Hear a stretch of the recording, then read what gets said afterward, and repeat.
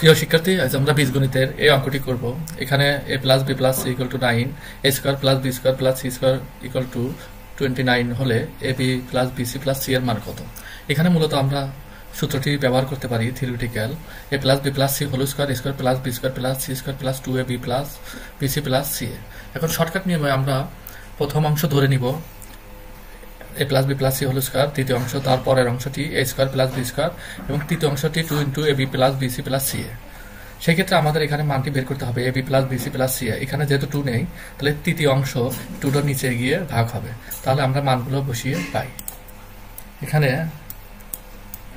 প্রথম অংশ হচ্ছে a plus b plus c 9 উপরে হোল স্কয়ার মাইনাস দ্বিতীয় অংশ a square plus b square, এটার মান হচ্ছে 29